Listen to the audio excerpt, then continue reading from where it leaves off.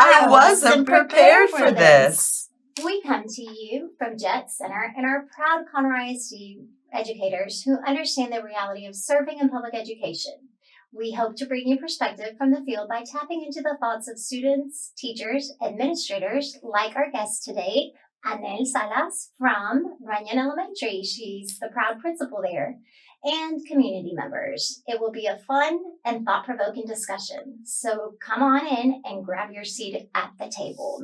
Welcome, Anel. We're so glad to have you here. Thank you so much for inviting me. This is really exciting. Good. We're glad to have you here.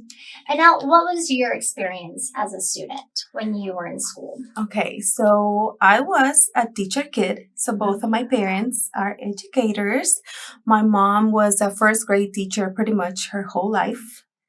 And my dad was a math teacher in junior high school. So, but they're both retired now. They're enjoying their life retiring and they like to travel a lot and everything. So that was pretty much my life as a kid at school.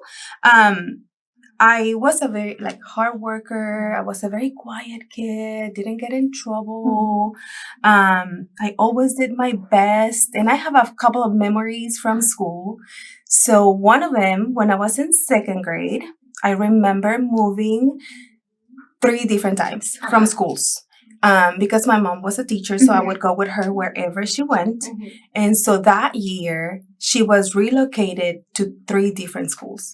So the main memory from then is it was hard to make friendships. It was so hard. But then after that, we stayed and we finished all the elementary years.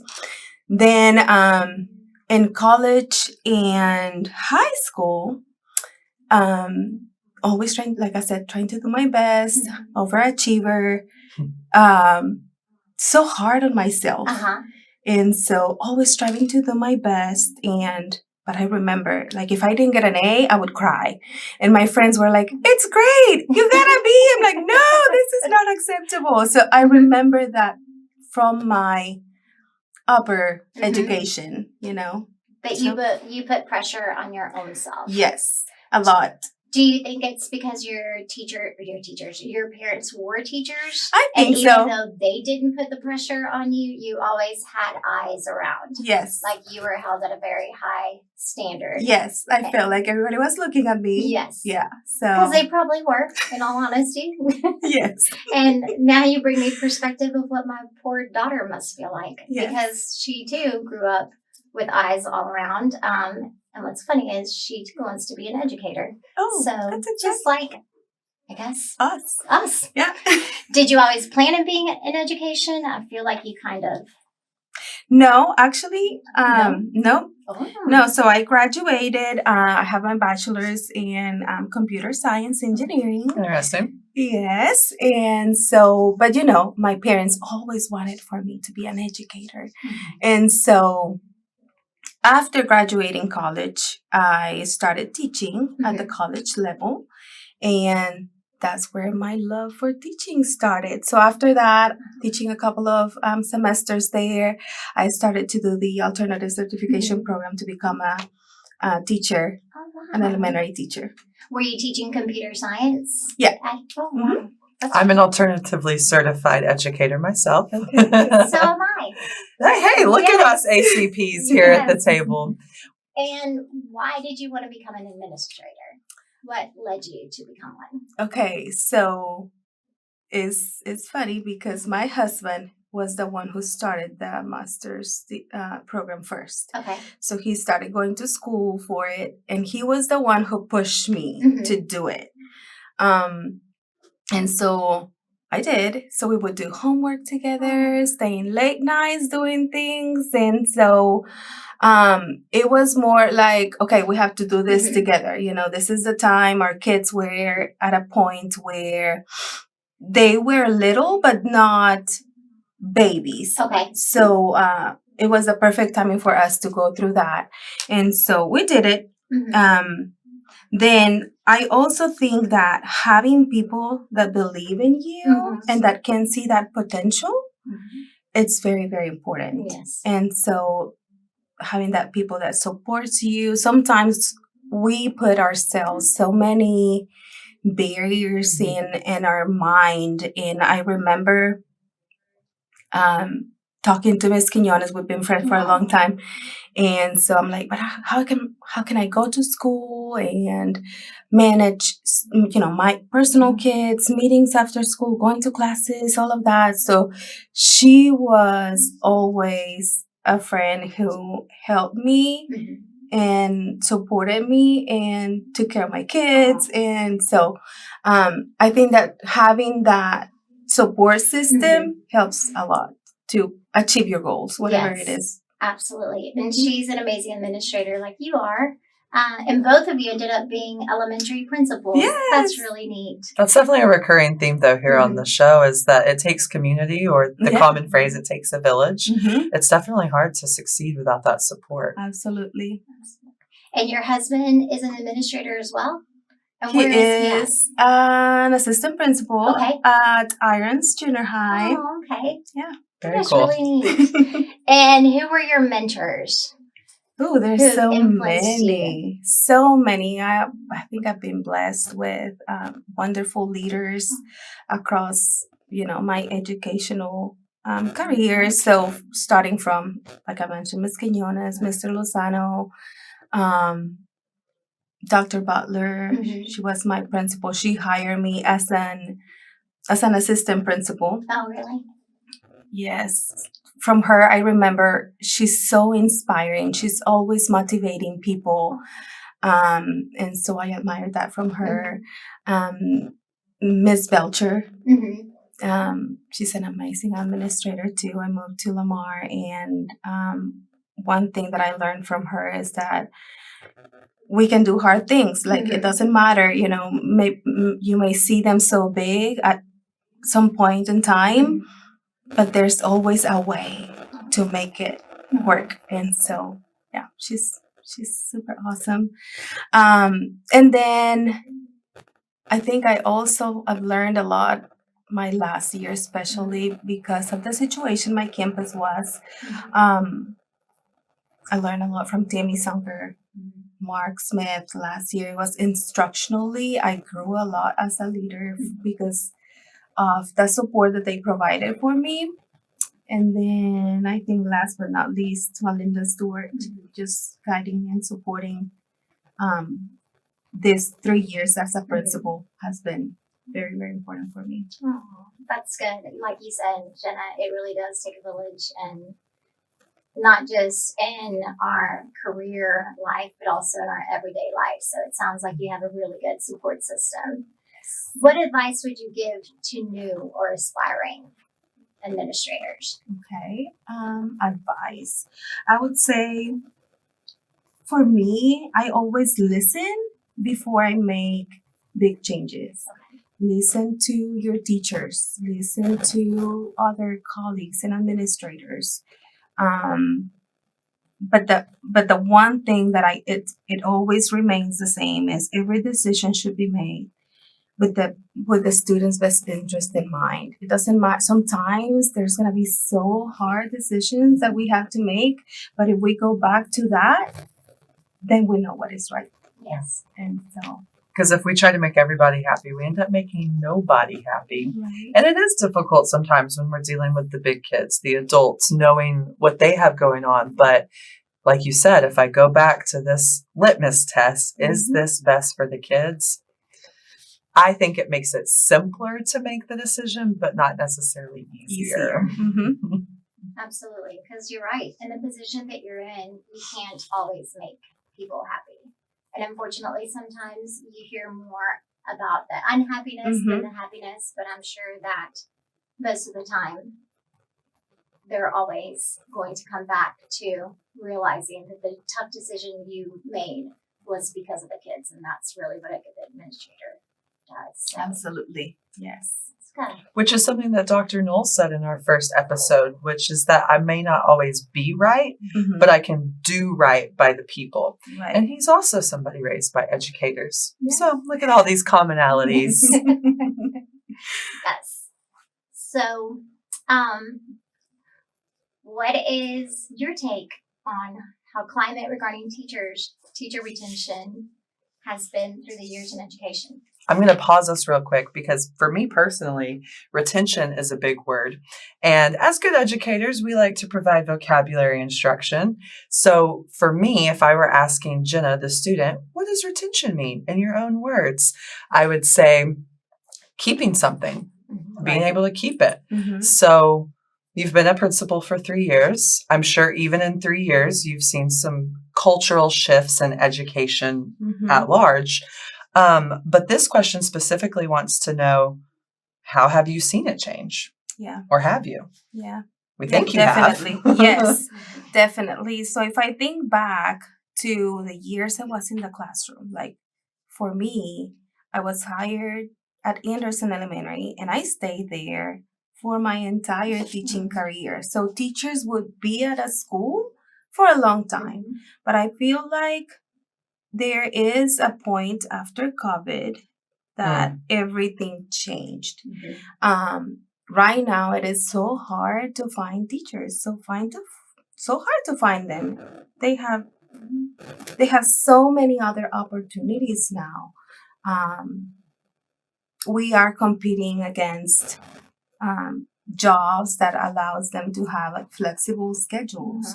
We are competing against jobs that allows them to have more time with their families. And the teaching job is hard. It's more than a 40-hour job, and it's very, very demanding. So, of course, there is a change. But, I mean, we try so hard. We've been trying this last 3 years to not only retain, but to grow our teachers. Change is inevitable. And I feel like I'm a walking bumper sticker right now, but it's like the only thing that's going to be constant is change. Right. So how do we adapt? And we know that we as humans are highly adaptable. And so can you share with us some of the ways you've been able to motivate teachers to stay with you on your campus? Sure.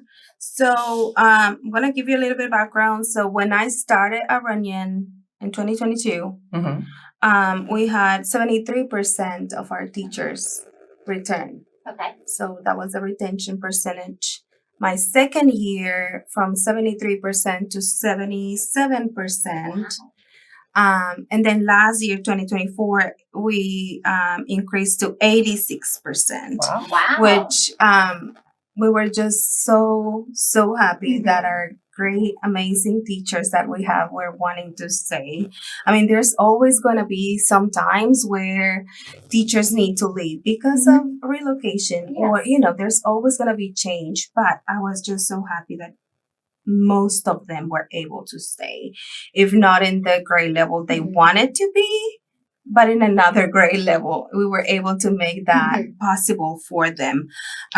So retention is something that we have been working at Runyon for the last 3 years.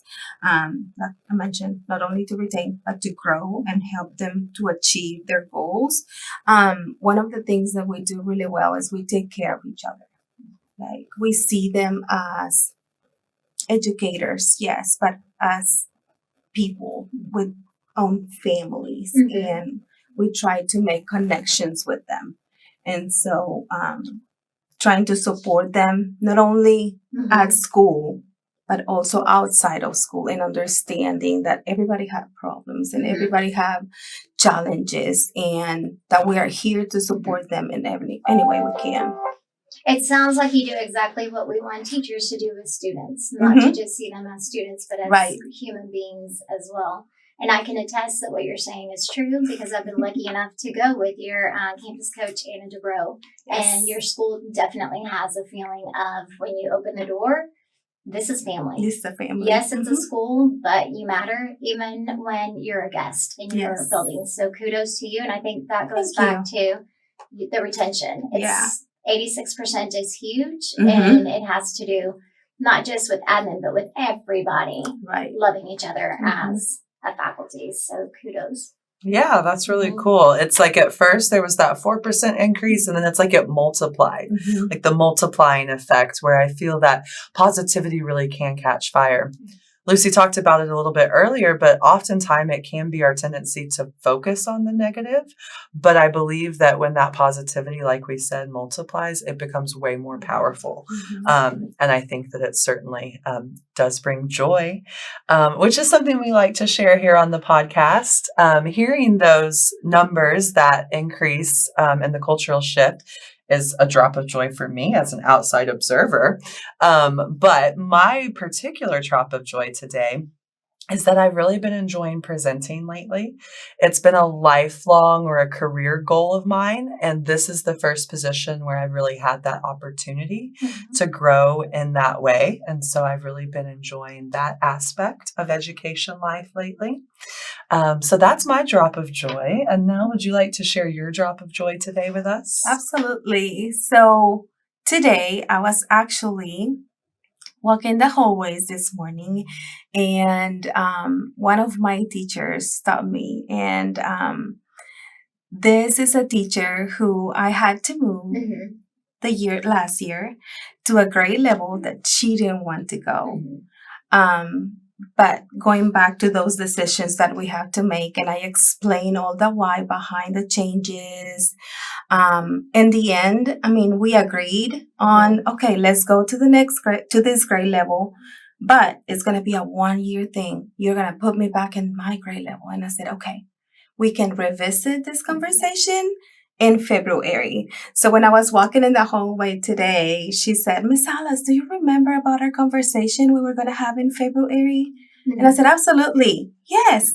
And she said, okay, so I just want to let you know that I don't want to move and that I want to stay in this grade level, that my team is amazing, is very supporting.